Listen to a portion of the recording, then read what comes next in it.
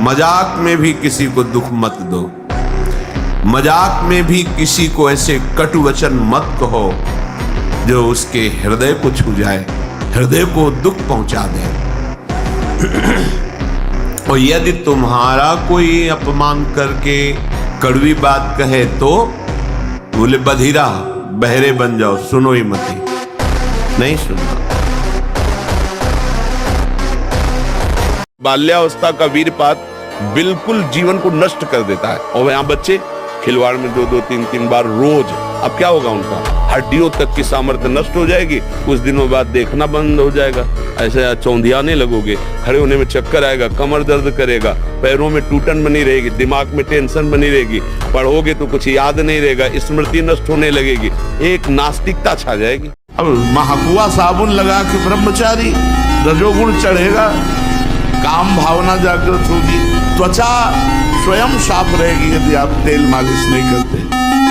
तेल की जरूरत क्या है?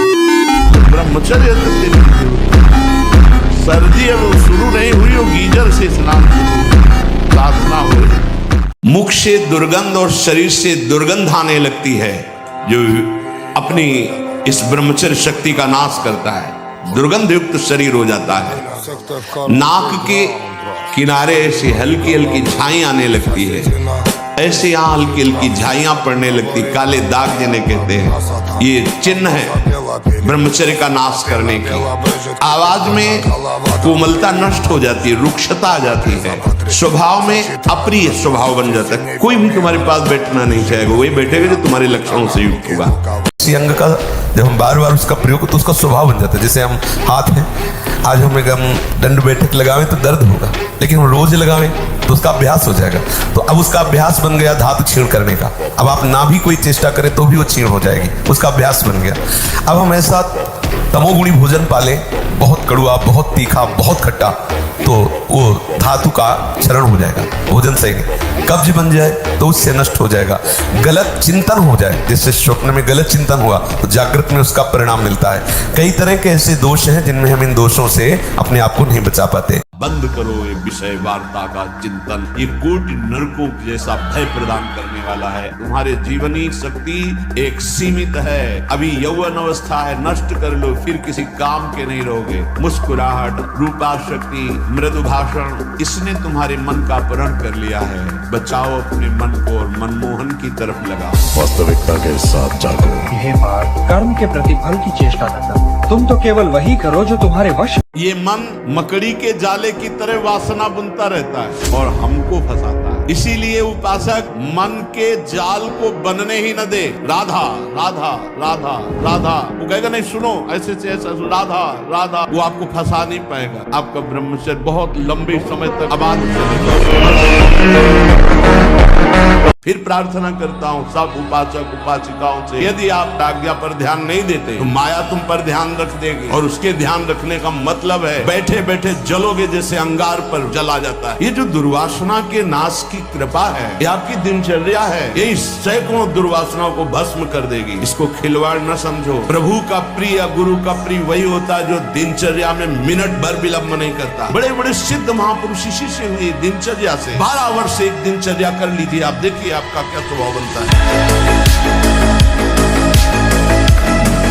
बहादुर आदमी चोट लगने पर और खूंखार होता है, कायर आदमी एक बूंद खून देखेगा दैया रे भाग गए। तो ये कायरों का मार्ग थोड़ी है, सूरवीरों का मार्ग है। अगर कहीं भी हम झुकते तो हम सावधान होते हैं। ये कौन सी ऐसी वृत्ति है जो मुझे रौंद दिया, गिरा दिया?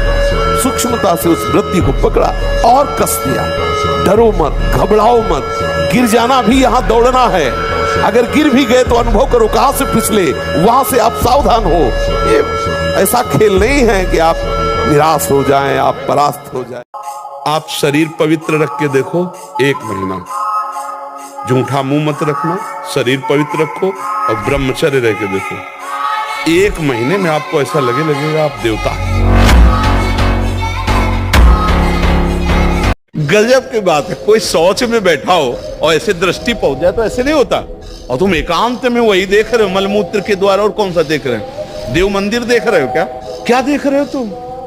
सोच लघु शंका के ही स्थान तो है। कौन सी बहुत बड़ी बात है, उन्हीं से पैदा हुए हो, उसी द्वार से पैदा हुए हो और उसी में देखकर विकार युक्त होकर फिर वही मरना चाहते हो, दुर्गति को प्राप्त होना चाहते हो। इसी बात से दुर्दशा हो गई। गंदे बच्चे, गंदा दृश्य, गंदा चिंतन, गंदी क्रियाएं। तो इतना विचित्र है भैया कि हमको एक साधक मिला, उसने बताया मैं करता ही नहीं, सोते हुए मेरे हाथ से हो जाता, मैं करता भी नहीं हूं, मुझे सुध भी नहीं रहती। तो हमें पहले तो लगा कि ऐसा कैसे हो सकता है, फिर चिंतन में आया कि अभ्यास के द्वारा हो सकता है। अभ्यास, गलत अभ्यास हमारे जीवन को नष्ट कर देता है। तो क्या हम सही अभ्यास से धीरे धीरे गलत अभ्यास पर शासन नहीं कर सकते? कर सकते हैं। ये समझ लीजिए कि चरित्रवान के पास ईश्वर चरण चुमता है। देखो, हम राम चरित्र गाते, राम जी रघुवंश में प्रकट हुए, रावण उत्तम कुल पुलस्त करना, वही भगवद अंश है, जय विजय और कोई दूसरा नहीं। लेकिन चरित्रहीन हो गया तो राक्षस कहा गया। ये लीला करके दिखाया कि एक चरित्रहीन हो गया तो राक्षस, चरित्रवान वही भगवान। मीरा जी, हलाहल जहर दिया गया, कुछ नहीं हुआ मीरा जी को। तो जहर देने वाले देवर को लगा कि हमें लगता है वैद्य मीरा पर कृपालु है, बुलाया उस वैद्य को और उस कटोरे को जिसमें भेजा गया था धो के पिला दिया, तत्काल मर गया। पूरा जहर मीरा पी गई और बलवर्धन हुआ, रात भर गिरधर के पदों का गायन करके नाचती रही। तो उनको आश्चर्य हुआ कि मीरा है क्या।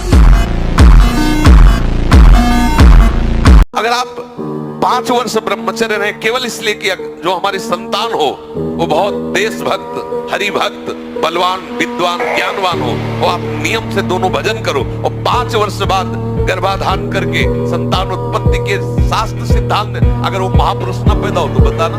ये जो लोग कहते हैं ना कि अरे बाबा लोग सब कहते हैं, देख लेना तुम्हारे पुरखा पानी पा जाएंगे, अगर बादाम ज्यादा खाओगे तो लीवर खराब हो जाएगा, देख कुछ दिन बाद देख लेना। जहां लग रहा है कि यहां गिर सकते हैं वहां संयोग ही न बैठने दें, दूरी बना के रखे, पक्का समझो। कभी ऐसा संयोग बन रहा हो, भाग पड़ो कमजोर बन के, बलवान बन के वहां बैठना नहीं। बैठ गए तो गए, देर नहीं लगती है, बहुत बलवान है। और अगर कमजोर बन के भाग गए तो बच गए। इसमें भागना ही है, उससे लड़ नहीं सकता कोई। चेक कर रहे हैं। आपको यदि लगता है झूठ बोलने से हमें 1000 का फायदा हो जाता है तो 10,000 का पीछे नुकसान आ रहा है जिसे तुम नहीं देख पा रहे हो। माना सत्य बोलने से आपको 4 रुपए मिलेंगे और झूठ बोलने से 400 मिलेंगे। लेकिन आप ध्यान रखना, अगर झूठ बोल के कमाओगे तो ऐसे बच्चे पैदा होंगे कि जिंदगी भर उनकी तुम्हें सेवकाई करनी पड़ेगी और अधर्माचरण में तुम्हारी प्रवृत्ति बढ़ेगी। जीवन भर रोग, प्रपंच, क्लेश, अशांति, इससे आप दुखी रहोगे। ऐसे निराशा भरी मानव जिंदगी यार किस काम की। एकदम सुन, देखो ना लोग मरे बुझे ऐसे घूम। अरे यार थोड़ा संयम लाओ, थोड़ा समझो तुम भी भगवान के वही अंश हो जिस अंश में अपार शक्ति भरी हुई है।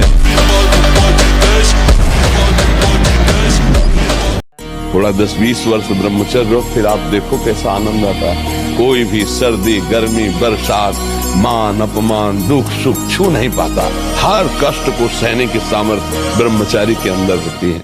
हस्त क्रिया से संपूर्ण शरीर ढीला, फीका, दुर्बल, कमजोर और रोगों का प्रादुर्भाव होने लगता है। मुख की कांति हीनता बढ़ती चली जाती है। मुख प्रसन्न तन तेज विराजा, कीन से रामचंद्र कर काजा। या चेहरा देखो, वैसा लगता है जैसे सब उड़ गया, कुछ नहीं रहेगा, बस केवल सजावट सजावट रह गई।